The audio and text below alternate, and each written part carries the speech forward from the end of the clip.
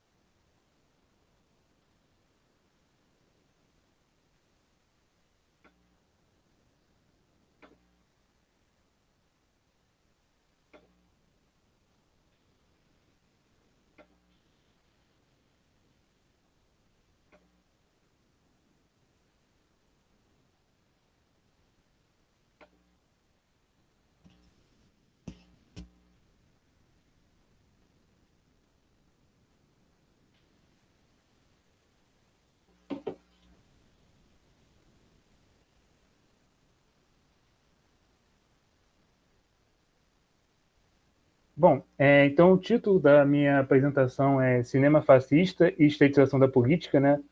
Uma leitura benjaminiana das produções cinematográficas da Itália durante o regime fascista, né?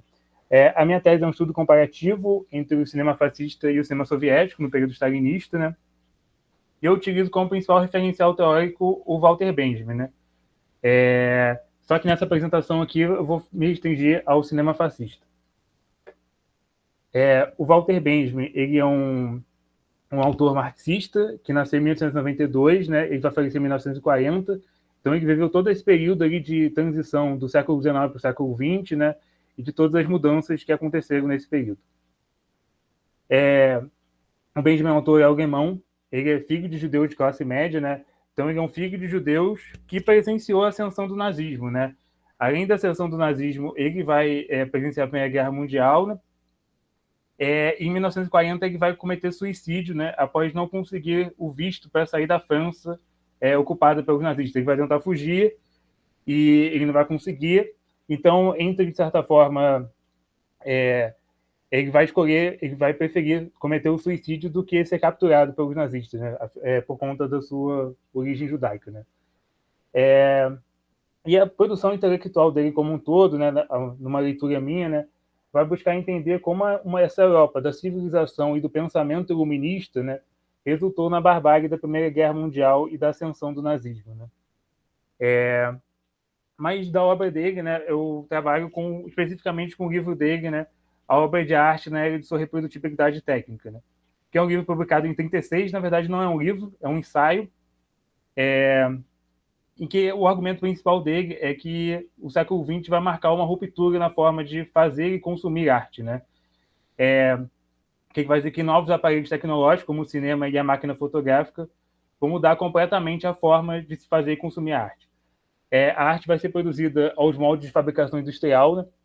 Um processo essencial que o autor classifica justamente como a reprodutibilidade técnica. Então, é no sentido que, por exemplo, uma fotografia, você pode imprimir ela em série, né? Tal qual um carro, por exemplo. Você pode produzir vários carros, como você pode produzir várias fotografias, assim como você pode produzir vários rolos de filme, né? Então, o que o Benjamin chama dessa reprodutibilidade técnica é essa capacidade de reprodução da arte, né? Se a gente pensar antes desses novas tecnologias, né, a arte era um processo muito mais manual, em que um pintor ia lá, pintava um quadro, passava dias, enquanto que na reprodutibilidade técnica, esse processo passa a ser um processo industrializado, muito mais serial, vamos dizer assim, né? Mais fordista, né? Esse processo vai acarretar no que ele classifica como a perda da aura, né? A aura seria esse elemento que faz uma obra artística o aqui e agora dela, o sentido que faz dela original, né? Então, quando a gente pega, por exemplo, da Mona Lisa, só existe uma Mona Lisa. Para você copiar a Mona Lisa, você teria que um outro pintor ir lá e copiar o quadro. Só que isso demoraria um longo tempo, além de nunca chegar perto, de certa forma, do original, né? Sempre um especialista iria perceber as diferenças, por mais perfeita que fosse a cópia. Quando a gente pensa no cinema ou nas fotografias, né, não existe um exemplar original, né, porque é produzido em série. Então, você tem uma produção de milhares de rolos de filmes, de fotografia, não existindo um original, né, algo autêntico. Né. Ele vai argumentar que, de certa forma, esse processo vai fazer uma democratização da arte, que ele vai ver como elemento positivo. Né. Antes, a arte vai ficar muito restrita a uma certa elite cultural e também muito ligada a uma religiosidade, a religião, né? Então você vai ter lá a Capela Sistina, né? Sempre essa coisa da arte sacra, né? E no século XX você vai perder esse elemento da religiosidade da arte, né? A arte vai deixar de ser, de certa forma, religiosa e vai passar a ocupar um campo da política, né? E os regimes vão perceber nessas novas formas de comunicação, né? Maneiras de disseminar suas ideologias. Né? Então, regimes das mais diferentes espectros políticos, né? Seja da extrema-direita, seja da extrema-esquerda, né? Como é o caso que eu trabalho na tese, né? De comparação da União Soviética com a Itália fascista, eles vão utilizar esses veículos de comunicação para disseminar suas ideologias, porque esses veículos de comunicação são muito populares com as massas. Né? Eles conseguem atrair uma quantidade de público que outras formas de arte, talvez mais tradicionais, não conseguem. Bom, e para o Benjamin, né, o cinema vai ser a arte que melhor representa esse contexto da reprodutibilidade técnica. Né? Ele vai dizer que o filme pronto é tudo menos uma criação de um lance. Ele é montado a partir de muitas imagens e sequências de imagens, dentro das quais o editor pode optar imagens que poderão ser melhoradas de modo que desejasse ao longo do processo, desde a captura até o corte final. Então, aqui, quando a gente pega, por exemplo, um trabalho de um ator de teatro e de um ator de cinema, né, você percebe muitas diferenças. Né? Um ator de cinema, um ator de teatro, ele tem essa coisa do aulítico, do aqui e agora, né, do que aquilo só pode acontecer naquele momento. Né? Então, ele está ali ao vivo. Se ele errar, se a voz dele falhar, se ele esquecer o texto, está tudo ali ao vivo. Então, você tem esse negócio original. Né? Cada apresentação do teatro é original. Né? Enquanto no cinema, nada é original. Né? O diretor vai... então, se um ator esquecer o texto, o diretor vai mandar ele refazer a cena, ou vai gravar outro dia, até ele decorar o texto, até o diretor achar que aquilo está positivo. Né? E um outro elemento interessante, quando a gente pensa no cinema, né? O cinema é uma obra de arte coletiva. Né? O Benjamin vai também falar sobre isso, né? No sentido que o cinema tem várias pessoas envolvidas nessa produção. Ele tem um roteirista, tem um diretor, tem os atores, tem as pessoas que trabalham tem os cameramans. Todas essas pessoas estão envolvidas nessa produção desse filme. Né? Além dele ser uma arte extremamente cara, né?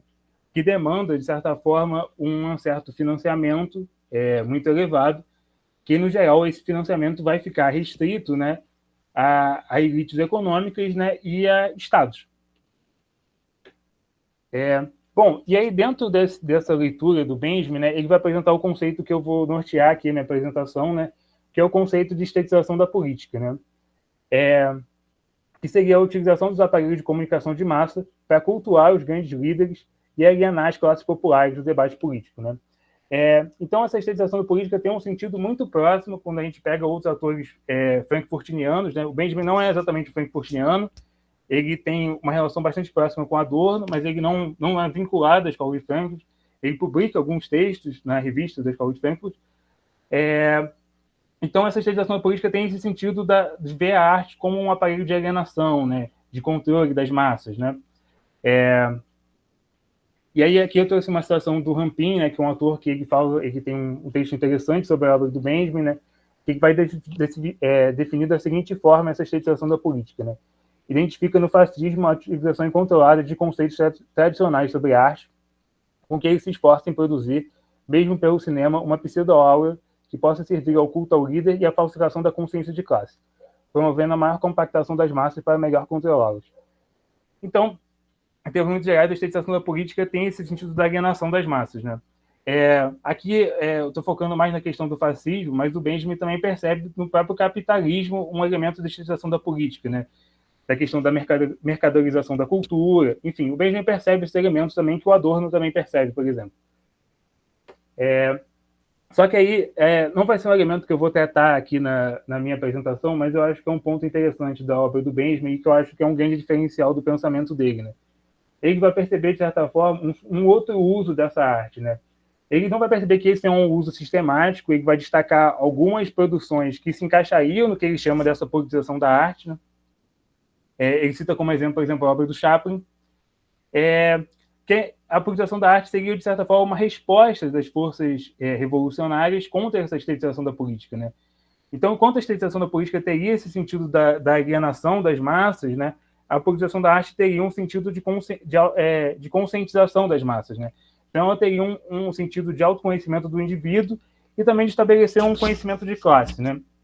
Mas, enfim, eu só trouxe isso aqui porque eu acho que é um elemento importante de apresentar do pensamento do Benjamin, né? Mas aqui, quando a gente fala do cinema-fascismo, ele opera principalmente, basicamente, né, estritamente, melhor dizendo, na estetização da política, né? Então, o cinema do regime fascista ele vai ser utilizado para a alienação das massas e para cultuar principalmente a figura do Mussolini. Bom, e aí, quando a gente entra no fascismo italiano, né, ele vai surgir como um movimento ali em 1919, e ali com um movimento muito radical, né, que vai propor grandes rupturas no cenário político italiano.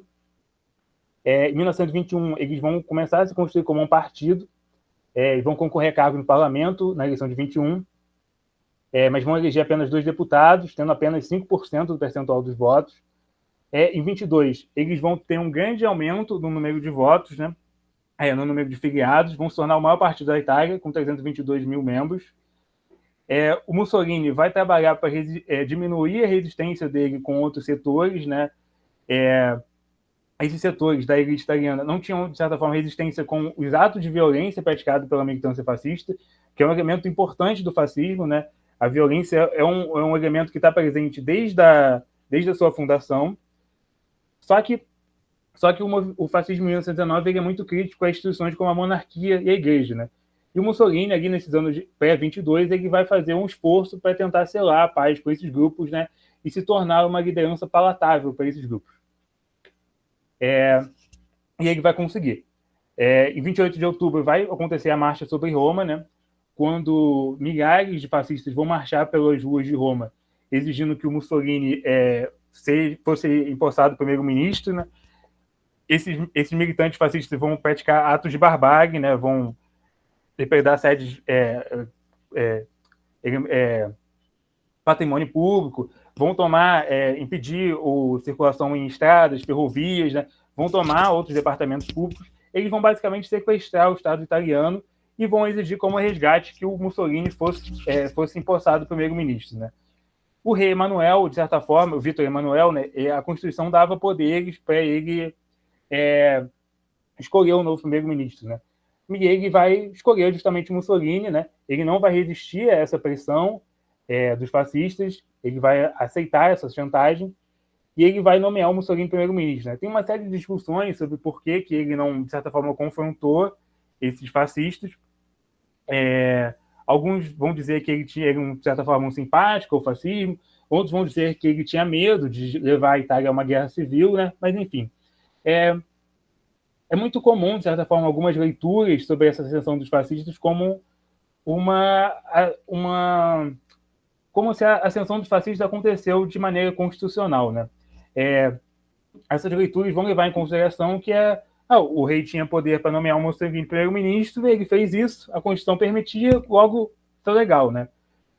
Mas quando a gente para pensar, né, a gente está falando de um movimento que, de certa forma, sequestrou o Estado italiano e exigiu que o rei tomasse essa decisão, né? Então, e é uma leitura minha, alguns outros autores acho que vão um pouco nesse sentido, né, de tratar a Marcha sobre Roma como efetivamente um golpe de Estado, né, e não como um movimento constitucional, né. Após a ascensão dos fascistas, eles vão eleger um governo de coalizão entre fascistas, liberais e conservadores. Em 24, eles vão agora efetivamente ganhar as eleições, mas uma figura do Partido Comunista, o Matteotti, vai denunciar que eles fraudaram essas eleições, né? E aí o Matteotti vai ser executado por duas figuras muito importantes dentro da hierarquia de poder fascista, né? E o Mussolini vai se esquivar dessas acusações, vai falar que foi um ato isolado, que o fascismo em si não teve envolvimento com esse assassinato. Só que, na prática, esse assassinato vai levar a Itália a um cenário de praticamente guerra civil, né? É muito comum alguns historiadores usarem justamente esse termo, guerra civil, para se referir a esse poder, né? Entre os anos de 25 e 26, Mussolini vai sofrer 4 supostas tentativas de assassinato. Algumas dessas tentativas de assassinato são bastante mal explicadas. E o Mussolini vai usar essas tentativas de assassinato para aumentar os seus poderes, né? Então, ele vai deixar de responder ao parlamento, ele vai distinguir o parlamento, ele vai passar a governar por decretos que devem passar apenas pelo rei, não mais pelo legislativo, executivo ou judiciário. Né? Executivo, no caso, era ele, né? Eu cometi um errinho aqui. Bom, e aí, justamente, entre o assassinato de Matteotti e o início da década de 30, né, o regime fascista constrói o seu projeto autoritário. Né? Então, a ditadura fascista, né, ela vai ser consolidada a partir dos anos 30. Não que antes seja uma democracia plena dos anos 20 na Itália, né? Você tem uma série de conflitos, uma série de questões, mas na prática, apenas nos anos 30 você tem efetivamente uma ditadura fascista tal qual eles desejavam. Né? Uma autora que eu gosto bastante, a Rosa, ela vai dizer que os anos 20 na Itália são muito marcados por conflitos entre fascistas e socialistas, né? Entre oposição e situação. E ela vai argumentar que durante esse período dos anos 20, a violência vai ser um movimento muito importante do fascismo, né? Essa questão do confronto, desse cenário de guerra civil. Né? E nos anos 30, quando eles consolidam essa ditadura, eles passam a investir em outros elementos, né? Principalmente na propaganda política. Né? E aqui que o cinema vai entrar como um importante veículo propagandístico, né? Mas eu vou falar disso no próximo slide. Só trazendo aqui umas outras datas importantes para situar vocês, né? Em 35, os fascistas invadem a Etiópia, né? Os fascistas tinham colônias já que pertenciam à Itália liberal, né? Antes dos fascistas assumirem, né? Mas em 35 eles conquistam a primeira colônia conquistada pelos fascistas, né? E a única, que é a Etiópia. Em 38 é a assinatura do Pacto de Aço, né? Entre Itália e Alemanha, e que aí Itália e Alemanha viram super aliados, vamos botar assim. Em 40, a Itália entra na Segunda Guerra Mundial. Entre 42 e 43, a Itália vai perder a guerra para os aliados, o Mussolini vai ser preso, mas ele vai ser solto pelos nazistas, e eles vão estabelecer a República Social Italiana em 43, né, que é uma república ali no norte da Itália, que o Mussolini vai governar. Mas é uma república fantoche nazista. Né? Agora, entrando especificamente na questão do cinema, né,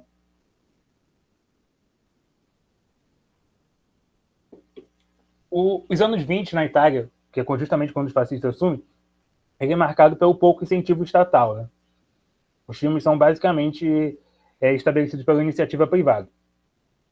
E eles são, no geral, filmes extremamente escapistas. Né? Você não tem filmes muito políticos. Né? Então, no geral, eles são muitas comédias românticas. Né? Por mais que você tivesse ali certos elementos de de estilo de vida, enfim, que os fascistas apoiavam, vamos botar assim, né, de padrões de família, né, de padrões de comportamento, mas eles eram filmes capítulos, eles não tratavam de política explicitamente, né?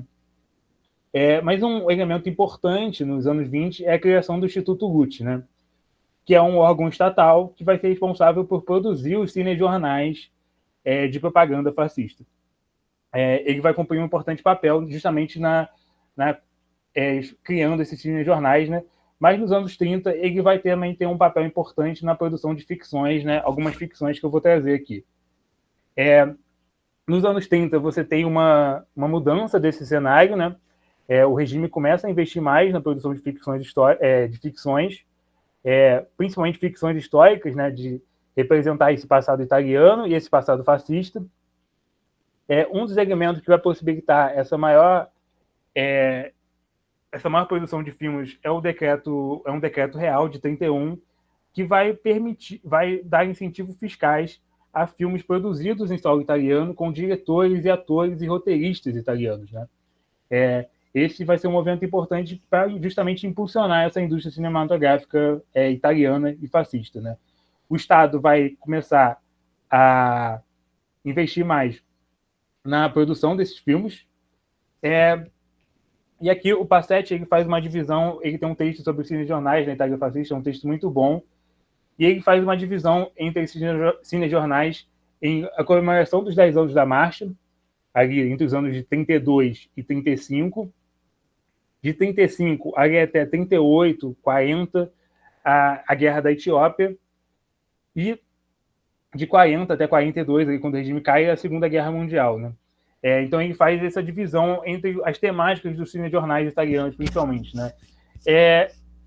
Quando a gente pega as ficções, né, essa divisão é bastante também aplicável, né? Então você tem ali, de certa forma, de 32 até 35 também ficções históricas sobre a marcha sobre Roma, depois ali sobre a questão da Etiópia, e não só sobre a Etiópia, mas sobre esse império fascista, exaltando as conquistas italianas em outros territórios da África, como na Líbia, por exemplo, né? E ali, já caminhando mais para o final do regime, você tem a questão da Segunda Guerra Mundial, que passa a ser o foco das propagandas, dos filmes de ficção propagandísticos do regime. Aqui eu trouxe uma tabela que é estabelecida pelo Rich, né? Que é um estudioso do cinema italiano durante o período fascista, e ele vai apresentar aqui uma tabela com o número de produções de filmes durante o período italiano, né? Quando a gente pega esse número e compara com outras indústrias cinematográficas, é uma indústria muito incipiente. São poucos filmes, principalmente se você comparar com a indústria cinematográfica nazista e soviética, né? Por exemplo, na minha comparação, que eu estou mais acostumado que com a soviética, né?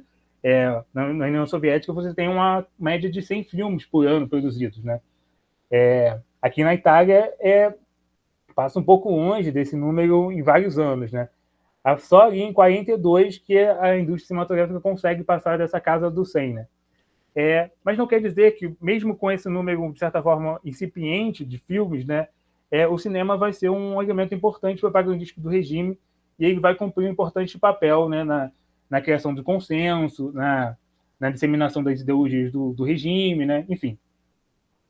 Mas, de fato, não é uma indústria tão organizada e tão autossuficiente ou tão produtiva como a indústria cinematográfica de outros países, né? Até a gente pode pegar Hollywood, por exemplo, né? Então, a indústria cinematográfica fascista não chega no nível dessas outras indústrias. E aí as características dessas produções fascistas, né? O Bertolini vai classificar a estética fascista, né, como uma ideia do realismo e patriotismo, né?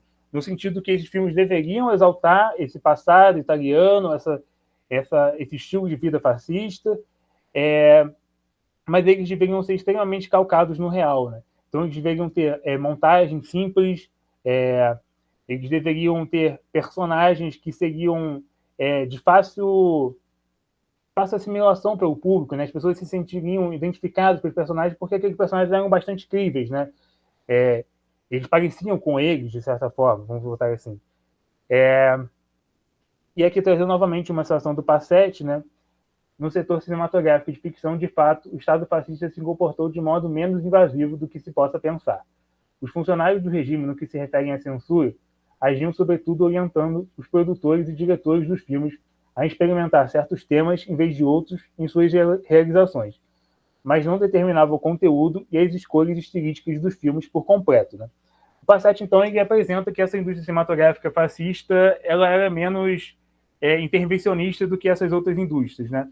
Eu acho que o Passat tem um texto muito bom, mas eu acho que ele relativiza um pouco essa participação do Estado italiano na indústria cinematográfica, né? O Estado italiano, ele de fato interviu bastante, e alguns filmes que eu vou trazer aqui mais para frente, ele de fato colocou dinheiro, né, com dinheiro próprio, né, dinheiro do contribuinte,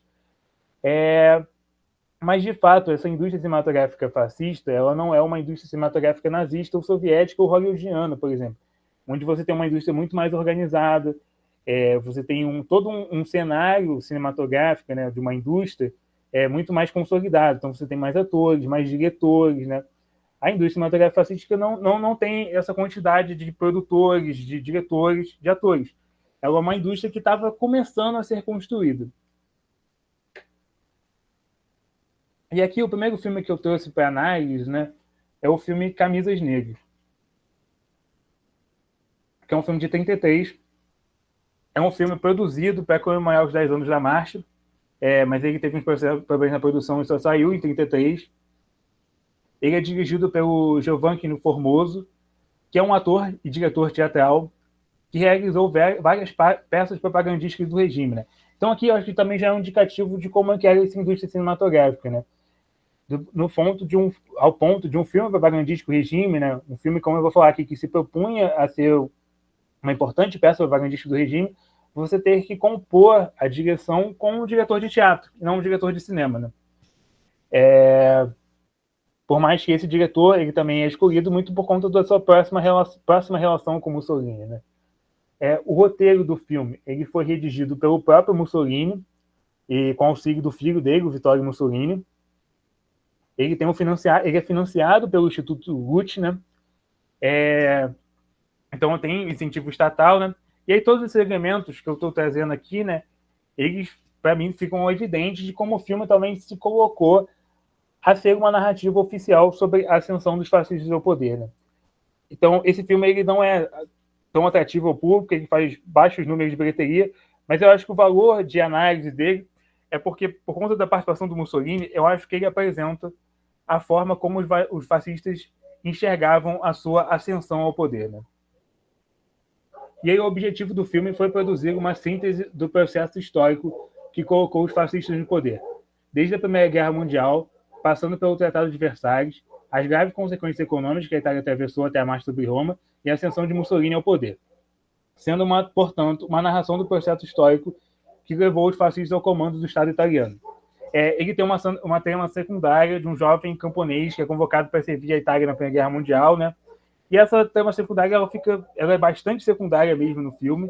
Ele acaba se ferindo no campo de batalha e tal, a família dele vai atrás dele e tal. Mas de certa forma, que é uma homenagem a esses veteranos de guerra, né? Que são um importante elemento da ideologia fascista, né? Os fascistas eles têm entre seus militantes mais aguerridos, principalmente veteranos da Primeira Guerra Mundial, né? Em diversos momentos do filme, né? O filme classifica a marcha sobre Roma como uma revolução, né? O que é um elemento bastante interessante, né?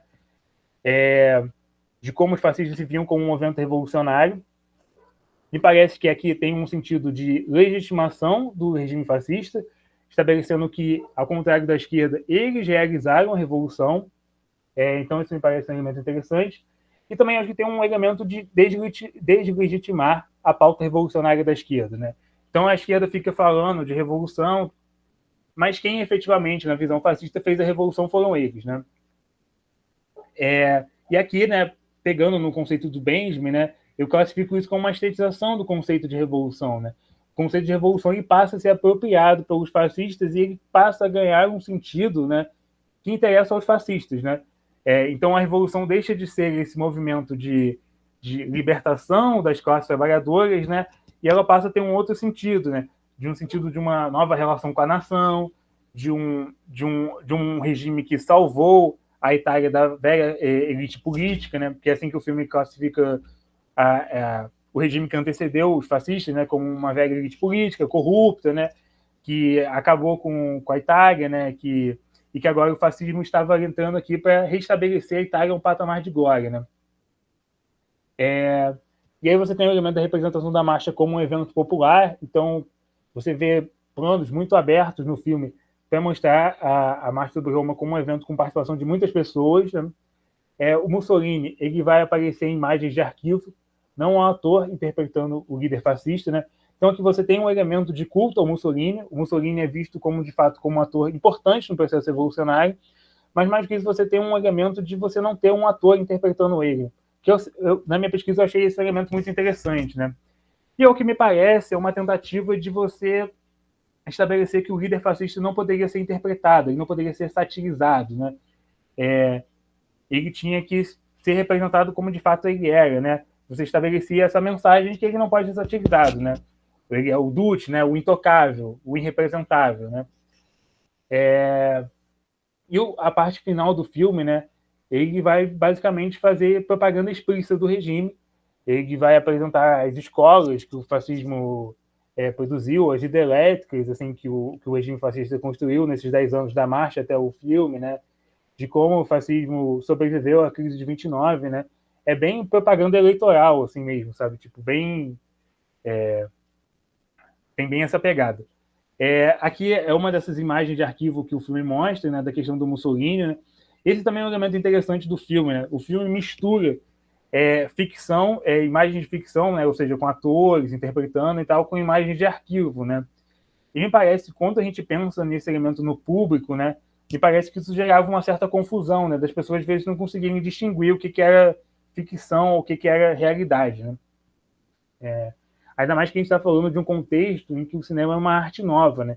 Que muitas pessoas, era, de certa forma, a primeira geração que estava assistindo aqueles filmes, né? Então me parece que essas pessoas, talvez, ao assistirem esses filmes, elas não conseguiam, de certa forma, fazer essa distinção entre o que era ficção e o que era realidade.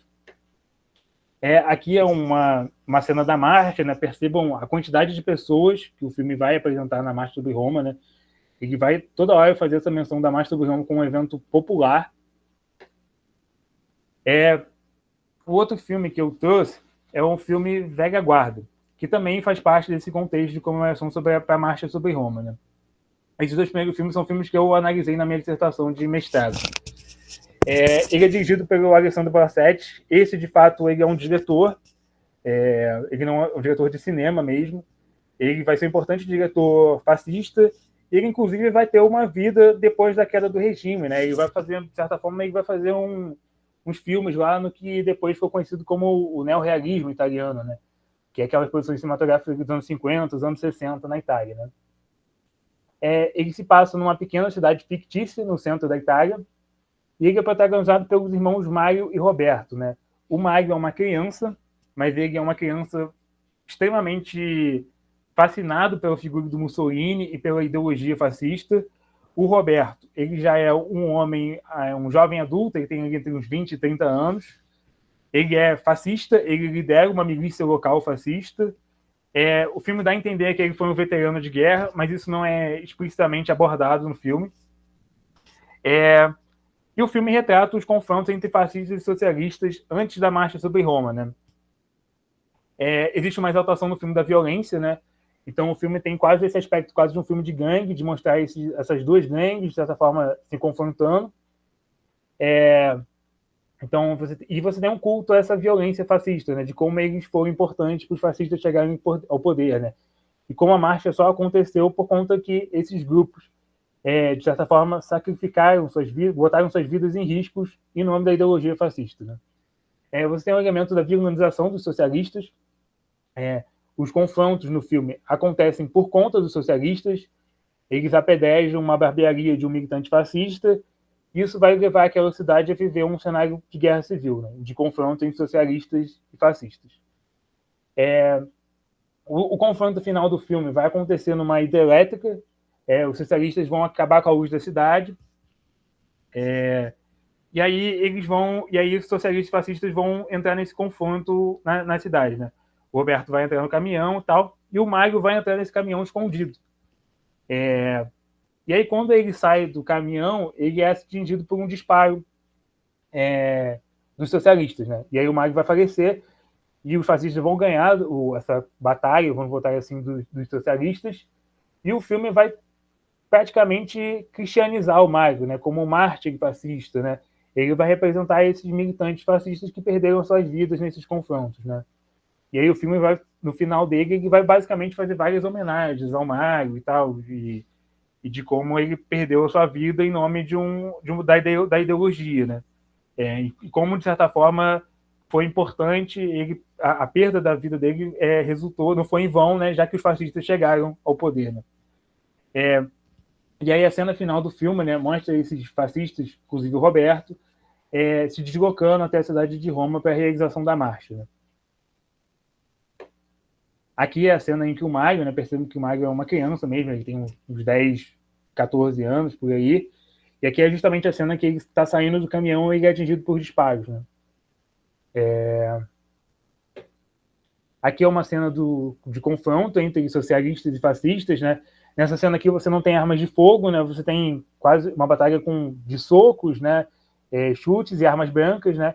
E aqui o filme tem uma estética um pouco, se a gente pegar desses filmes sobre violência de gangue, sobre hooliganismo, né? Mas nesse filme, geralmente, você tem uma perspectiva mais crítica à violência, né? Esse aqui você tem uma perspectiva mais de exaltação da violência fascista, né? Ao contrário dos socialistas, que esses são estigmatizados do filme, né? Como os vilões, como os que começaram os confrontos. E aqui é a cena final, né? Justamente aqui da marcha, né? Dos fascistas deslocando para a marcha, né? Eu peguei aqui um trecho, né? Printei um trecho, né? Percebam que tem várias pessoas aqui acompanhando, né? E aqui um caminhão também, um caminhão chegando para Roma, com várias pessoas na caçamba, né? E aqui essa questão de trazer a marcha como um movimento popular, né? Esse filme também usa o termo revolução para se referir à marcha sobre Roma, né? Ele, inclusive, usa um termo, uma cena final, né? Que é e os vivos marcharam ao lado dos mortos para a revolução, né? E que os mortos seria justamente uma referência ao Mário, né? Mas, enfim, o filme tem como objetivo essa exaltação dessa violência fascista, né? E de como eles foram importantes para a ascensão dos fascistas ao poder. Outro filme que eu trago bastante, que eu acho que é importante para analisar, né? É o filme Esquadrão Branco, né? Os últimos 3 filmes aqui, eu já estou acabando a apresentação, eles fazem parte de um contexto não mais de exaltação da marcha sobre Roma, mas de um contexto de imperialismo fascismo, né? Então, o objetivo do cinema fascista nesse período deixa de ser a exaltação de uma revolução fascista, né? E passa a ser a exaltação do imperialismo fascista, né? O Benjamin vai dizer que um dos elementos principais da estetização da política é a guerra, né? De como todo o esforço de propaganda desses regimes fascistas teria como único resultado a guerra, né? E aqui no filme Esquadrão Branco você tem justamente a exaltação desse imperialismo fascista, né? Aqui o filme não se passa na Etiópia, ele se passa na Líbia, né? Ele é dirigido por Augusto Genina, que também é um homem que tem serviços prestados em outros filmes propagandísticos fascistas, né? Ele é um diretor importante nesse período. E o filme exalta o heroísmo dos soldados italianos que resistem aos ataques inimigos e às adversidades impostas pelo clima desértico da região, né? O filme se passa praticamente num deserto, né? O protagonista passa por problemas conjugais, né? Ele tem uma desavença com uma namorada dele, e aí ele acaba decidindo que abandonar tudo e ir para a Líbia para ajudar, para servir lá as forças italianas na Líbia, né? O comandante do quartel ele está se retirando para se aposentar, ele já cumpriu o tempo dele de serviço, e esse comandante, esse rapaz, ele chega lá com o intuito de substituir esse comandante, mas ele vai ficar ali acompanhando o comandante justamente como um período de transição, né? Mas aí ele ainda tem uns certos problemas, ele ainda pensa muito na mulher e tal, ele não sabe se ele vai ficar lá, ele quer... E ele fica nessa dúvida, ele fica nesse drama constante, de sempre ficar lembrando da esposa, fica olhando para a foto dela. Na verdade, não é a esposa, né? Para a namorada. Né? E eles servem, né? Todos esses personagens servem num acampamento militar que tem como objetivo proteger os trabalhadores que estão construindo uma estrada. Né? E aqui eu acho que é um elemento interessante de ser abordado, né? Nesse discurso civilizador do colonizador. Né? Nessa ideia que o europeu, no caso o italiano, estava levando para essa pobre comunidade da África, nessa pobre região da África, o progresso, né? E esse progresso é justamente representado justamente por ferrovias, por estradas, pelo automóvel, né? Então você tem nesse filme muito fortemente esse discurso da civilização, né? Do colonialismo, né? E justamente esse discurso civilizador seria como a justificativa que os fascistas utilizavam para as conquistas das colônias, né? Eles vão usar, como todos os europeus, esse discurso civilizador como a justificativa, e no caso fascista, né, você ainda tem um outro elemento seria de colocar a Itália no patamar das grandes potências europeias, né, de colocar a Itália nesse lugar. Né? E aqui depois, mais para frente, acho que no próximo filme eu vou falar um pouco mais sobre isso, né, que seria de certamente retomar um certo passado romano, né, de um império no Mediterrâneo italiano, né. Mas enfim, isso eu falo mais para frente. E aí um grupo de bandidos, né, começam a atacar os trabalhadores. Eu coloquei bandidos entre aspas porque esse é o termo que eles utilizam no filme para se referir a esse grupo que ataca os trabalhadores. Né. O comandante da guarnição monta um exército composto basicamente por nativos. Né. Os italianos no filme eles ocupam apenas posições de poder, né. Então eles são os comandantes do exército. A ralé mesmo do exército são todos nativos que são cooptados pelos italianos. Eles conseguem derrotar os inimigos, né? Mesmo sofrendo por conta dos exércitos. Então é comum os personagens passarem por processos de insolação, né? Da desidratação, né? E é interessante no filme, né, que o filme tenta exaltar esse egoísmo italiano, né? E aí os personagens italianos, de certa forma, eles sentem menos os efeitos do calor do que os próprios nativos, né? O que é bastante contraditório, né? Bastante não faz sentido, né? O comandante ele vai morrer nesse confronto, né? O rapaz que foi para lá para servir, ele sobrevive e ele volta agora como comandante da guarnição na Líbia, né? Agora já bem resolvido, já superou o término com a namorada, né? A namorada dele que vai até a Líbia para encontrar com ele, né? Nesse período ele estava no deserto, eles não se encontram. Só que aí na cena final do filme eles se reencontram, né? E aí o filme, de certa forma, ele quebra uma expectativa, né? É até um elemento interessante do filme, né? Porque ele dá a entender que agora é o final clássico, né? O casal vai se reencontrar e viveram felizes para sempre, né? Mas ele rejeita a mulher, né? E ele fala que o lugar dele era na Líbia, né? Servindo a pátria fascista, né? Então esse elemento, né, dos fascistas, né, e da nação italiana está acima de todas as coisas, né? Aqui são os protagonistas do filme, né? Aqui sentado, né, na parte central ali da mesa, né, com a mão um pouco esticada, você tem o comandante da guarnição, né, sentado na ponta da mesa, né, ali mais perto da janela. Você tem o rapaz que é um empresário italiano que está financiando a construção da estrada. E aqui, em pé, né, você tem esse rapaz que chega para servir essa guarnição italiana. Esse exército ele é basicamente composto por nativos, como eu trouxe aqui nessa cena. Percebo que são todos homens usando turbantes, né, cobrindo seu rosto por conta do calor. Muitos deles no filme não falam italiano, mas eles são personagens extremamente secundários no filme, né? Eles praticamente não abrem a boca o filme inteiro. Tem apenas um único libanês ali que ele cumpre ali umas funções mais domésticas, né? De trocar tipo roupa de cama dos quartos desses oficiais italianos. E ele fala italiano fluentemente. E ele é o único desses nativos que tem algum destaque no filme. Né? Todos os outros são extremamente secundários. Né? Aqui é uma cena das tropas vagando pelo deserto, né? Percebam também que aqui você tem até os comandantes, aqui na frente são os comandantes italianos, né? Eles montados em camelos, né? Vagando pelo deserto para achar esses bandidos, né? E aqui é a cena final, né, do desfecho do filme, quando a namorada vai até a Líbia para encontrar esse rapaz, né, e ele acaba rejeitando ela.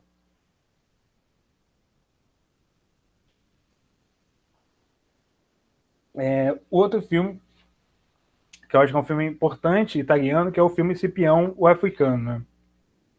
Ele é dirigido pelo Carmine Galloni, que é um diretor italiano, mas esse bastante inexpressivo, sim. Ele dirigiu esse filme e alguns outros bastante relevantes.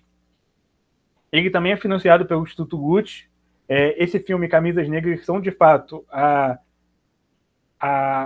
participação do Instituto Lutz na produção de filmes de ficção, né? A produção de filmes do Instituto Lutz, com essas duas exceções, ela se restringe a cinejornais, né? Não que o Estado fascista não atuasse nos outros filmes que eu mencionei, né? Mas ele não vai atuar tão diretamente, né? Ele vai atuar mais por incentivos financeiros, estatais, injeção de impostos, enfim. E nesse época, um épico histórico, né, que vai representar a vitória do Império Romano sobre o Império de Cartago, né? Esse que é um conflito que marca, de certa forma, a soberania romana no Mediterrâneo, né? Roma e Cartago disputavam ali na antiguidade esse predomínio do Mediterrâneo, e com a vitória romana, Roma se consolida como o principal poder do Mediterrâneo. E aí esse imperialismo romano, né, ele passa a servir como justificativo histórico para o imperialismo do presente fascista, né? E aqui é justamente porque a ideia do imperialismo fascista, quando você começa a analisar as conquistas, a política externa fascista, a ideia é justamente estabelecer um império italiano que se estendesse por todo o Mediterrâneo, né? Inclusive, essa é, de certa forma, um acordo com a Alemanha nazista, né, para a participação na Segunda Guerra Mundial, né? Enquanto a Itália ficaria com o império no Mediterrâneo, os alemães teriam o império mais ali na Europa continental, né? E aí o filme se passa após as tropas de Cartago adentrarem os Pirineus, né? Porque isso é um acontecimento histórico, né? Quando o Aníbal, né, que é a principal liderança de Cartago, ele quase chega à cidade de Roma, ele chega ali nos Pirineus, mas ele consegue ser impedido pelos exércitos romanos, né? Mas ele chega muito perto de conquistar a cidade de Roma. E aí esse personagem, que é o protagonista do filme, né, que é o Cipião, ele vai advogar pela invasão romana a Cartago, né? Ele fala, ó, eles atacaram a gente tem que revidar. A gente não pode ficar esperando eles atacarem a gente novamente, né? E ele vai argumentar que Roma deveria responder invadindo Cartago. Ele vai sofrer resistência do Senado, né? E aqui a gente pode estabelecer também uma outra relação histórica, né?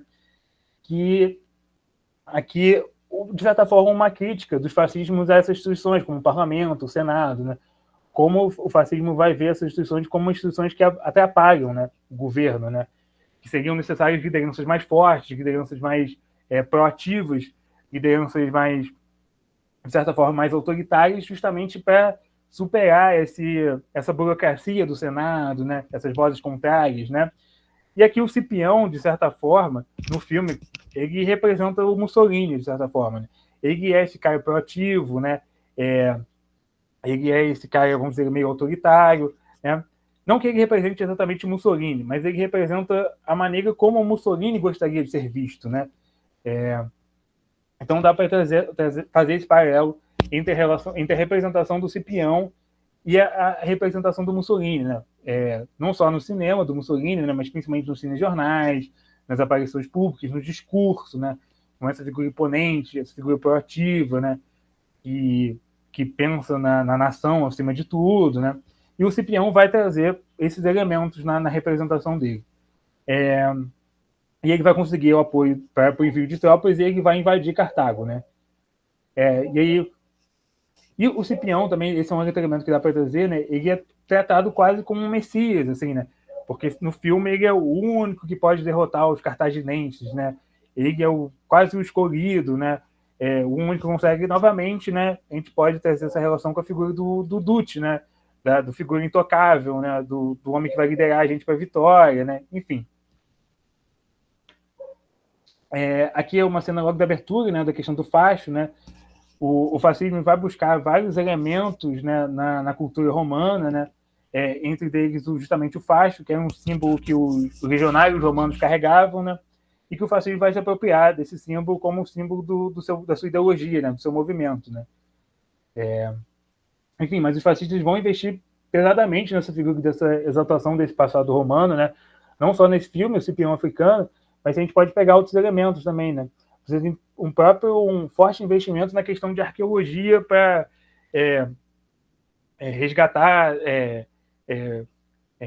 praças romanas, né? Prédios romanos, né? Para justamente trazer o que muitos autores chamam da romanidade, né? De como os fascistas buscavam, como nessa romanidade, a justificativa para as suas políticas do presente, principalmente como justificativa para as políticas imperialistas fascistas, né? Um outro elemento que vai ser incorporado desse passado romano é a questão da saudação romana, né? Que é essa saudação com os braços esticados, né? Que é uma saudação que os romanos utilizavam e que os fascistas vão incorporar e vai virar, de certa forma, a saudação fascista, né? E aqui é essa cena que eu trouxe, né? É justamente onde o Cipião, o Cipião é esse homem aqui de branco, né? Que está sendo saudado com a saudação romana pela população de Roma, né? E aqui é esse elemento dessa figura messiânica do Cipião, né? Percebam nesse quadro aqui, nesse plano aqui, como ele está numa posição mais elevada, vestido todo de branco, né? Quando de certa forma, as pessoas estão vestidas com tons mais escuros, né? Esse fundo branco também é quase uma figura messiânica, né? E o filme também vai trazer de uma participação popular da população romana, né? E de como a população romana era a favor da guerra, né? Enquanto o Senado era contra, a população romana era extremamente a favor da participação romana na guerra, e como essas pessoas vão idolatrar o Cipião, alegando que ele é o único que pode derrotar os cartaginenses. Aqui é uma outra cena desse culto a Cipião, né? Aqui também nesse com essa roupa branca é o Cipião, né? Percebam no fundo, né, a quantidade de pessoas que estão na cena. E aqui o Cipião novamente com uma roupa branca, né? E todas as pessoas aqui ao fundo cultuando essa grande liderança, o nosso herói, né? O homem que vai nos salvar, que vai derrotar finalmente os cartaginenses. O vilão do filme é o Aníbal, né? Que também é um personagem histórico, assim como o Cipião realmente existiu. O Aníbal também foi um personagem histórico importante. Ele vai ser o principal general dos cartaginenses. No filme, ele é representado como um homem branco. Eu não sei, de certa forma, ainda não tive tempo de ir atrás da questão de como se o Aníbal é um homem branco, seria um homem negro. Sinceramente, não sei. Ele tem cabelos claros, né? Mas o filme vai representar ele como uma figura bastante autoritária, de moral bastante questionável, né? O filme vai dá a entender em alguns momentos que ele estupra mulheres romanas. Isso não fica claro no filme, não tem de fato uma cena dele estuprando uma mulher romana, mas isso vai ficar subentendido em algumas cenas do filme. Mas em contrapartida, ele vai ser visto também como um grande estrategista, né, como um adversário à altura de Cipião, né? Então, Cipião e Aníbal seriam um duelo de dois grandes estrategistas e que Cipião era superior e derrotou o Aníbal. Esse aqui é uma cena do exército de Cartago, né? E aí aqui é um elemento interessante porque você vê pessoas negras nesse exército cartaginense, né? Ao contrário das... E esse é um elemento também interessante, né? Todas as lideranças cartaginenses que são apresentadas no filme, elas são brancas, né? Enquanto, de certa forma, quando você tem essa cena que você mostra essa ralé do exército cartaginense, eles são brancos, né? E aqui a gente pode estabelecer novamente uma relação com o Esquadrão Branco, né? Que é com essa questão de a ralé dos soldados são os nativos, de certa forma, né? Enquanto os postos de poder são os homens brancos, né? Os italianos ou... enfim. Passei dois aqui. Um elemento interessante também é a presença de elefantes no exército de Cartago, né? É interessante pensar que os elefantes são aqui um elemento na batalha, né? Os romanos têm um pouco de receio de como lidar com esses elefantes. Mas é interessante pensar porque várias fontes, quando você lê sobre o imperialismo fascistas, né, elas falam de uma certa propaganda fascista com relação a essa África como um lugar do exótico, né? Quando a gente pega, tipo assim, quando a gente vê, tipo, talvez homens montados em elefantes, você reforça esse lugar da África como um lugar do exótico, né? E aqui, o último filme mesmo da minha apresentação, que é o filme Luciano Serra, O Piloto, né? Que é dirigido pelo Godofredo Alessandrini, e acompanhamos o drama de um pai e um filho, né? E aí, sobre esse drama paterno, né? Sobre o pano de fundo na Guerra da Etiópia. Esse efetivamente se passa na Guerra da Etiópia. O Luciano tem desavenças com sua esposa e decide migrar para a América do Sul, onde trabalha como piloto de avião, né? Ele era um piloto da Primeira Guerra Mundial, um veterano, e ele tem desavenças com a esposa e ele vai para a América do Sul, né? É interessante quando a gente pega para comparar o Luciano Serra Piloto com o Esquadrão Branco, né? Os dois têm esse elemento de crises no matrimônio, né? Algumas biografias vão falar de como esse elemento que os fascistas viam, né? Como uma degeneração da sociedade moderna, né? Como essa ideia de matrimônio já não era algo que algo válido na sociedade, né? Como essa degeneração agora levaria a esse aumento de divórcios, né? E logo o conceito de família que os fascistas acreditavam, eles estavam despedaçados, né? Os fascistas buscavam estabelecer novamente essa ideia de uma família tradicional, de um homem casado com uma mulher pela vida toda, né? Um homem que fascista, né? Que serve na guerra, e uma esposa já mais ligada aos afazeres domésticos, né? Então você não tem essa figura de uma mulher independente para o fascista, não fazia parte da propaganda fascista nem da ideologia fascista, né? Na América do Sul, esse homem vai ter uma relação conturbada com seus chefes, né? E aí, em uma tentativa e ele vai virar quase um herói, assim, porque ele vai fazer várias travessias, vai para lugares meio exóticos e tal, na América do Sul, e em um determinado momento vai ser proposto para ele fazer a travessia do Atlântico. Até, inclusive, o trajeto dele seria Rio de Janeiro-Roma. Nesse meio tempo, ele descobre que o filho dele vai servir na Etiópia, né, que o filho dele se voluntariou para servir a aeronáutica, né, seguindo os passos do pai. Só que ele vai ter uma desavença com os chefes, ele vai perceber que ele não está recebendo o que ele queria, que os chefes estão meio que utilizando ele, e ele vai, de certa forma, fingir que o avião apresentou um problema e ele vai desaparecer. Até que ele vai, de certa forma, reaparecer com outro nome,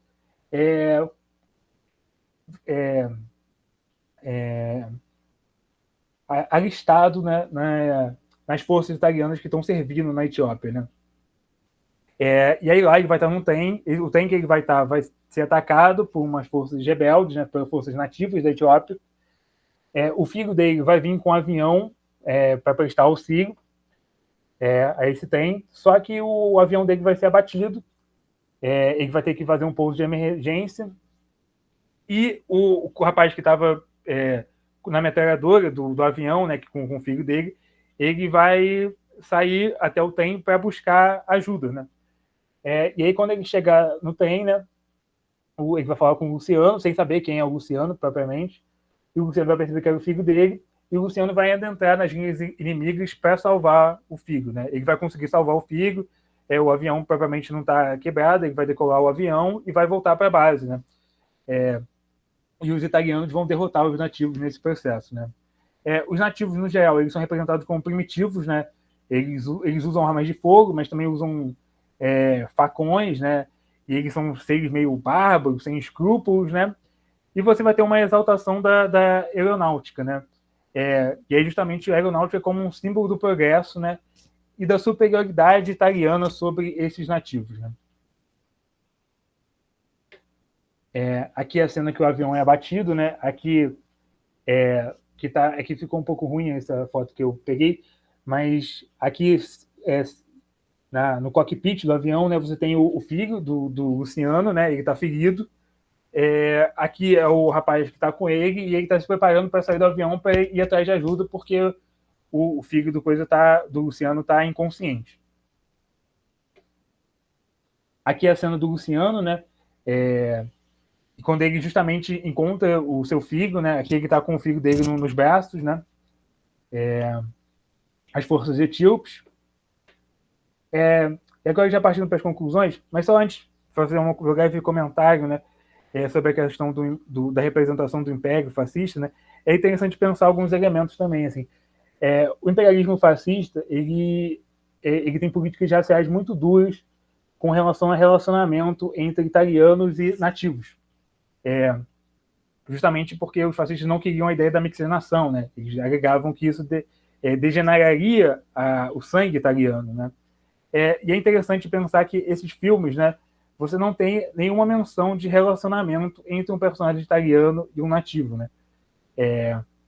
Então os filmes reforçam, de certa forma, essa ideia fascista de não existir esse tipo de relacionamento, né? Ou de proibição desse tipo de relacionamento.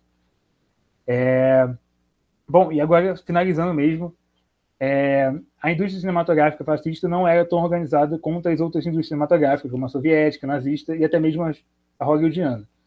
Mas, mesmo assim, o cinema cumpriu um importante papel propagandístico, né? O cinema foi utilizado para a alienação das massas, né? E para o culto a Mussolini, né? Mesmo o Mussolini não aparecendo como um ator, o interpretando, né? Que é uma característica muito específica, acho que, do cinema fascista. No cinema soviético, por exemplo, você tem atores interpretando Lenin, Mussolini, Lenin e Stalin, por exemplo. Mas no cinema italiano você não tem um ator interpretando Mussolini, né? Mas mesmo assim, os filmes não deixam de exaltar o egoísmo do Mussolini, né? Do Mussolini como um herói, como grande líder, né? Mesmo em muitos filmes ele não ter um ator interpretando ele, ou ele não estar diretamente presente nos filmes, né? No Camisas Negras você não tem um ator interpretando, mas ele aparece ali em imagens de arquivo, né? Nos outros filmes ele nem sequer aparece propriamente, né? Mas ele é a todo momento mencionado, né? A memória dele também é toda hora mencionada. Você tem muitos personagens com diálogos, personagens atuando com o grande Jairo Mussolini, como foi importante para a história italiana, né? A própria ideia do Cipião, você pega muitos elementos da propaganda que o regime construía sobre o Mussolini e você coloca esses elementos no Cipião, né? Fazendo uma relação histórica entre Cipião e Mussolini. E o regime, né, buscou legitimar o regime, né? O cinema buscou legitimar o regime. A ideia de transformar a marcha sobre Roma numa revolução passa muito para a ideia de construir legitimidade para esse regime. Esse regime passa a ser visto como um regime revolucionário e gerar consenso sobre a política imperialista do regime, né? Então, esses filmes que buscam estabelecer essa memória imperialista, eles buscam mobilizar a população italiana sobre a importância da Itália ter colônias, né? Sobre a importância de construção desse império fascista, né? Bom, essa minha apresentação é basicamente essa. Só mais uma breve observação. Aqui eu não estou trabalhando muito com a recepção desses filmes, né? Porque é um elemento tanto quanto complexo, eu acho que analisar a recepção, né? Me parece que você tem números de bilheteria, mas você não... e críticas, né? Acho que são os dois elementos importantes para você analisar a recepção. Mas eu acho que números de bilheteria você não consegue dizer o que essas pessoas interpretaram desses filmes, né? E as críticas também são construídas de um lugar, de certa forma, de uma elite cultural muito específica, e elas não necessariamente representam a opinião das massas, né? Então, eu não sei dizer o quanto dessas mensagens foram absorvidas pela população italiana, né? Mas, então eu trabalho com esses filmes, né, numa perspectiva mais de narrativa, de como, no ponto de vista mais da emissão do que provavelmente da recepção, né? Do que o regime gostaria que as massas absorvessem desses filmes, né? Agora, se essas políticas foram, de certa forma, bem-sucedidas ou não, aí eu já acho que é uma outra discussão, uma discussão que eu acho que eu não tenho, eu acho que é bastante complexa e eu acho que eu não tenho documentações suficientes para fazer essa discussão.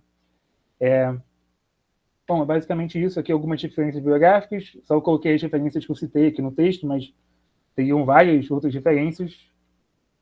É isso. Obrigado a todos. Obrigada, Pedro. Excelente.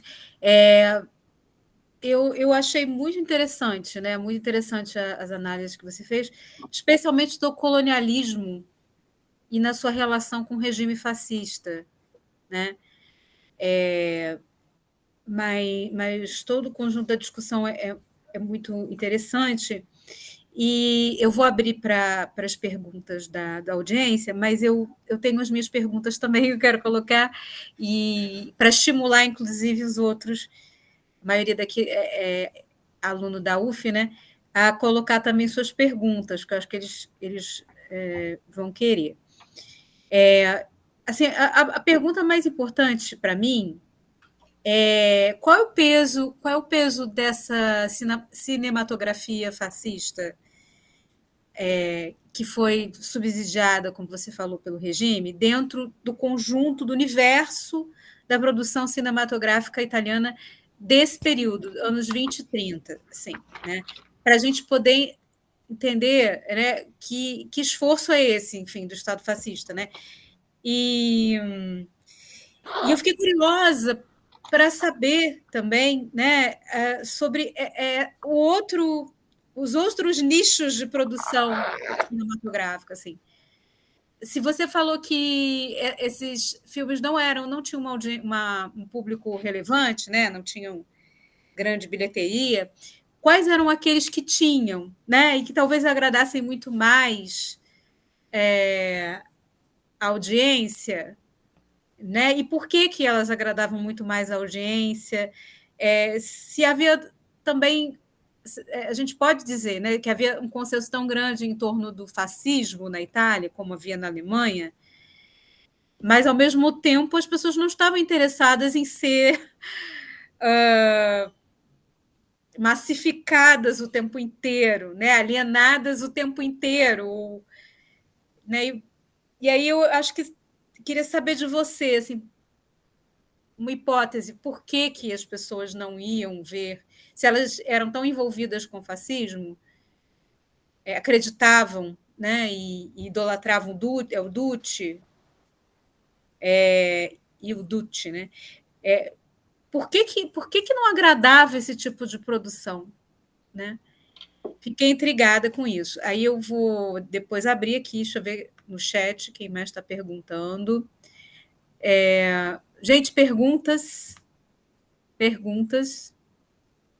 Vou esperar aqui as perguntas. Mas, Pedro, pode respondendo as minhas perguntas.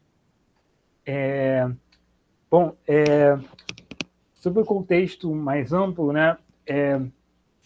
Porque você tem na Itália ainda muitas produções hollywoodianas. Algumas delas são censuradas pelo regime e não podem passar. É interessante pensar que, por exemplo, muitos filmes sobre máfia italiana produzidos em Hollywood são censurados na Itália. Eles não podem ser exibidos nos cinemas, né? Mas a maioria da população ia aos cinemas para ver produções hollywoodianas.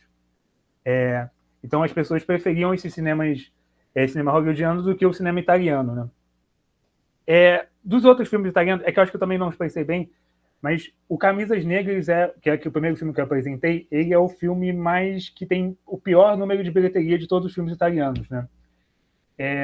E é interessante pensar porque, de certa forma, ele é o maior esforço estatal na produção de um filme, né? Mas o que me parece é que ele tem um cunho extremamente propagandístico, exageradamente, a ponto da trama ficcional dele ser algo muito vazio e muito secundário. Então, tipo, por exemplo, a meia hora final do filme é basicamente propaganda política, tipo assim, as escolas que os fascistas construíram, a ampliação de redes telefônicas. E aí me parece que o público não estava muito interessado em pagar o ingresso de cinema para ver esse tipo de filme, né? Eles queriam algo mais de ficção, algo que interessasse eles contra entretenimento também, não só no elemento propagandístico, né? Esse me parece um elemento interessante, né? Então você tem esse elemento de uma produção hollywoodiana que acaba ofuscando o consumo desses filmes italianos. Tem uma outra indústria cinematográfica que é mais no sul da Itália, que é uma indústria napolitana, que é uma indústria extremamente independente, não tem vínculo nenhum com o Estado, com o governo, e que é uma indústria antifascista. Só que esses filmes, eu vi muitos trabalhos sobre eles, mas eu nunca tive acesso a esses filmes, então eu não abordo muito eles. Mas existe, de certa forma, essa indústria cinematográfica contrária ao regime fascista, né? Mas, por exemplo, me parece que depois, os filmes ali do final dos anos 40, que são os filmes sobre a Segunda Guerra Mundial, eles me parecem que eles acertam melhor o tom desse equilíbrio entre que estão fora do meu recorte de análise, né? Mas eles me parecem que eles acertam melhor esse equilíbrio entre a propaganda e o entretenimento, né? E eles me parecem que são filmes que têm, inclusive, melhor desempenho de bilheteria.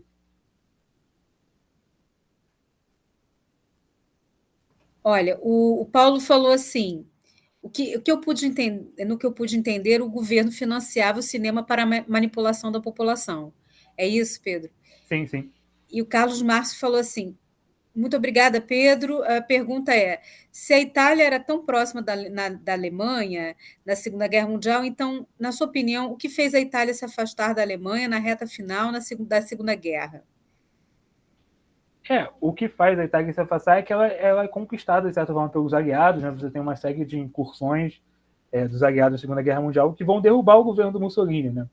A ponto do Mussolini ser preso e depois ele vai ser resgatado pelos nazistas, né? E eles vão fundar a República de Salo, ali no norte da Itália, né? Que é uma república fantoche nazista, né? E aí todo o resto da Itália vai ser dos domínios aliados, e aí o norte da Itália vai ficar com essa República de Salo, que é um regime fantoche nazista, né? Mas até Mussolini e Hitler, né? Eles são figuras muito próximas, né? Principalmente ali depois o Pacto de 38, né? O que é o Pacto de Aço, né? Eles vinham aliados inseparáveis quase, né?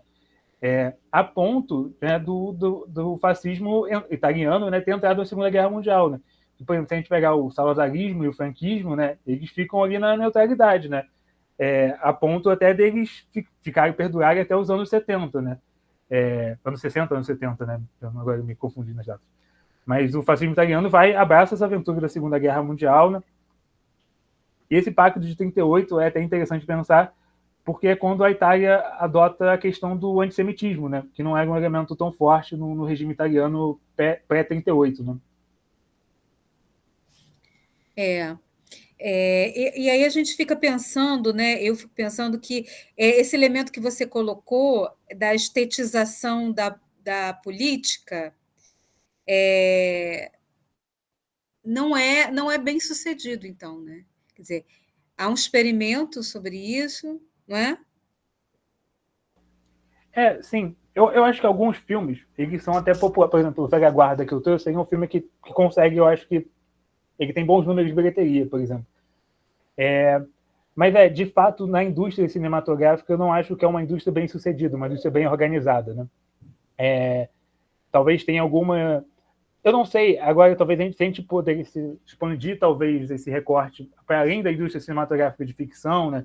Pensar na propaganda do rádio fascista, ou na propaganda de jornal, ou até nos próprios jornais, talvez fossem indústrias mais bem-sucedidas que conseguiram cumprir melhor esse papel de estetização da política do que o cinema, né?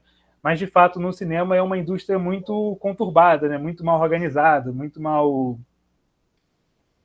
Enfim, é uma indústria com problemas, né? Não é uma indústria organizada como a indústria nazista, por exemplo, né? Enfim. Mas, assim, se a gente comparar com o cinema nazista, né, você tem diretores famosos, Sim, sim. né, que aquela Triunfo da Vontade, né, Sim, aquela sim. eu não sei falar o nome dela, aquela diretora famosa. Quer dizer, tem filmes que fizeram sucesso, quer dizer, eles conseguiram encontrar uma Então, no cinema forma. italiano não tem nada que chegue perto do sucesso e da repercussão do Triunfo da Vontade, por exemplo. Nenhum desses conseguem chegar perto, assim. Por exemplo, eu trabalho com o cinema soviético, por exemplo, na comparação, né? Também o cinema soviético também é muito mais bem estruturado, muito bem mais organizado, né? Com filmes muito mais relevantes internamente e externamente do que a indústria cinematográfica fascista, né?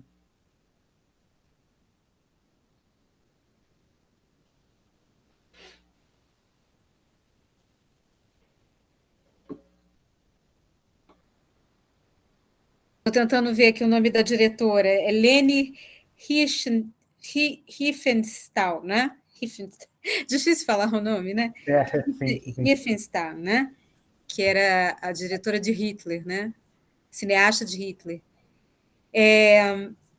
Eu acho que talvez isso ensine algumas coisas para a gente sobre também a recepção, né? Como essa recepção não é sempre da forma como a intenção Sim, inicial do sim, sim. produtor, né? Eu acho que por isso que a gente pode, quando a gente lê alguns autores, Habermas, por exemplo, o próprio Chomsky, que falam muito sobre a propaganda, quando existe uma iniciativa no sentido das relações institucionais, das relações públicas, de aperfeiçoar as formas de propaganda, as formas de manipulação. O Chomsky fala muito sobre isso, né? Manipulação do público, né? As formas de manipulação do público se tornam muito mais sutis, não é? Elas se tornam muito mais, como é que a gente pode falar, subliminares, né? Você convence, por exemplo, o Chomsky tem naquele livro A Mídia, ele fala sobre como o governo, agora me esqueci quem era o governo na época, na época da Primeira Guerra Mundial, o governo conseguiu, daquele momento, conseguiu mudar a direção da opinião pública, que era contrária à entrada dos Estados Unidos na Primeira Guerra, né, e converter a opinião pública americana de pacifista para belicista. Né? E que isso foi feito produzindo, por exemplo, teorias da conspiração, né? Coisas que a gente vê hoje em dia o Trump usar, a extrema-direita usar, já se usava também fora desse momento da extrema-direita, né? De que os alemães comiam crianças belgas, ou, né? Atrocidades que às vezes não eram reais, e isso era espalhado para produzir uma... E eu acho que isso ensina muito para a gente sobre como as agências de propaganda começaram a usar também dessa análise da psicologia coletiva, né, para poder veicular uma mensagem de uma maneira que não fosse, não afrontasse, né, não fosse tão patente assim para o público, né, porque se você vender uma mensagem, por exemplo, vamos entrar em guerra, ninguém vai comprar, né? Mas se você produzir o medo, se você introduzir elementos de horror, né, você vai convencendo a mais longo prazo, mas você vai conseguir um consenso, não é? Sim, sim. E talvez essa, como você explicou muito bem, assim, talvez esse cinema fascista, logo nos primórdios, assim, 20, tenha entrado com a mensagem de forma muito aberta, muito direta. E isso não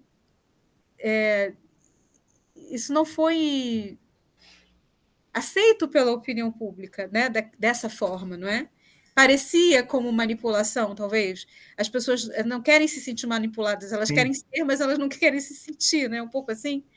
Eu acho que fica uma propaganda muito explícita, né? As pessoas, eu acho que elas querem assistir um entretenimento, consumir entretenimento, e aí eu acho que o elemento da propaganda política bem feito é quando as pessoas não percebem que elas estão sendo manipuladas, né? Então elas estão consumindo algum veículo cultural, alguma coisa de entretenimento, e aquele discurso ideológico está ali presente, né? Mas elas não percebem aquilo, né?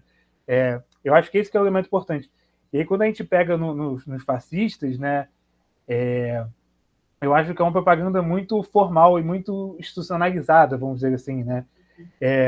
Talvez se fosse algo mais disfarçado de entretenimento, menos institucionalizada, talvez esse teria uma recepção melhor do público, e com isso os fascistas poderiam até ter melhores resultados no aspecto de propaganda, né? O Paulo falou assim: o governo desvia a atenção de problemas sociais utilizando a arma da propaganda. Sim, isso acontece, que a gente vê, né, visivelmente, Paulo, né? E aí eu acho que é isso que a gente está falando, né? Que no caso, por exemplo, Pedro, do Mickey Mouse, né? Que o Disney usou, inclusive, também o personagem, né? Para Propaganda de guerra, né? propaganda de guerra, exatamente, contra a Alemanha, né? O próprio Zé Carioca surge nesse contexto, né? Tipo, que é uma animação do Pato Donald, que ele vem aqui para o Rio de Janeiro, né? E aí tem a coisa das cores do Zé Carioca, né? Do rabo dele, né? Que são as cores da bandeira dos Estados Unidos, alguma coisa assim, né? Que acho que é vermelho, branco e azul, né? Mas aí que tem essa política do Big Chic, né? de fazer o Vargas entrar na Segunda Guerra Mundial, né? Aí eles criam um personagem, né, do Zé Carioca, né? Acho que tem um outro personagem na Argentina também que é construído nesse contexto, tem um outro que no Chile. É uma política mesmo do Estado americano junto com a Disney, né, para fazer esses países entrarem na guerra ao lado dos aliados, né, e não deixar esses países entrarem pro eixo, né. E tem um filme do Dumbo que eu acho que também tem uma propaganda subliminar Esse do Dumbo eu não, sinceramente não contra conheço. a Alemanha, né? Eu li alguma coisa. Agora, como eu assisti quando criança, não me lembro, né? Para mim não ficou como criança, né? Sim, sim. Mas talvez os adultos capturem muito mais do que as crianças, né? Mas estava pensando aqui, né, nos filmes dos desenhos de super-heróis, quadrinhos e depois também nos filmes, né, de super-herói, né? E Rambo também sempre tem algum inimigo dos Estados Unidos, né? E aí a gente pode ver que vários deles foram feitos no âmbito da Guerra Fria, né? E as cores da bandeira americana no super-herói, o inimigo tem sempre algum elemento de um outro Sim. oriental, né? Um outro comunista, né? Eliana, pode falar, querida. Tem aquele filme do Braddock. O filme do Braddock, ele é muito na era com os coreanos, com aquele pessoal bem assim, com os narcisistas, os fascistas. Aí o Braddock é o homem, né, americano que entra ali para salvar aqueles que na verdade foram sequestrados, soldados americanos que foram sequestrados por aqueles fascistas assim. Porque o Braddock é bem antigo, né? Bem mais antigo do que Rambo. Então é muitas atrocidades que eles fazem com aqueles que estão, na verdade, ali sequestrados, né? Tem um filme Braddock antigo que mostra muito isso. Eu vou até uma boa dica para assistir, não conhecia. Mas há vários. Acho que o Rian escreveu assim, principalmente a Guerra do Vietnã, né? O Rambo em relação à Guerra do Vietnã, né? Acho. Mas a Guerra do Vietnã acontece também no período da Guerra Fria. Né? Porque o Braddock, na verdade, também é contra o Vietnã. Então, o Rambo, ele veio trazendo, porque Rambo é bem mais para frente, veio como se fosse uma cópia do Braddock, porque eles lutam ali com os vietnamitas para poder tirar aqueles reféns de lá. Mas é bem quase parecido, tanto Rambo como o Braddock. O Braddock luta para tirar os vietnamitas de lá, é isso? Para tirar os americanos do Vietnã. Isso, para tirar os americanos que são sequestrados, são soldados que vão e depois ele é contratado para poder, na verdade, tirar eles de lá. Ele como se fosse um soldado que fosse um soldado secreto. Então, ele que tira todos aqueles soldados que foram mortos e alguns que foram sequestrados. Ah, entendi. E aí você acaba torcendo para o herói, né? E sem se perguntar se essa causa está correta, né? Se os vietnamitas, por exemplo, não são os que são massacrados, né? Sim, sim. E aí eu acho que assim, é uma forma muito mais sutil e eficiente que o cinema hollywoodiano encontrou, não é? No século XXI deixaram de ser os russos, vietnamitas e passaram a ser os terroristas árabes, né? Então está sempre mudando esse antagonista, né, de acordo com a política externa americana, né? Mas de qualquer maneira eles encontraram através do divertimento, né, na indústria do divertimento, como você falou, né, o tom certo para poder passar uma mensagem patriótica, belicista, sem o fazer diretamente, né? Que é o espírito da propaganda, né? Que eu acho que aí o cinema que você está estudando tá nessa fronteira, né? Entre a arte, cinema arte e a propaganda, né, explícita. O Rian falou assim, agora sobrou os aliens. Apenas uma brincadeirinha. Os aliens também, mas mesmo nos aliens há elementos de russos, né? Elementos de chineses, há elementos de vietnamitas e árabes, né? Mais alguma pergunta, gente? Mais alguma observação?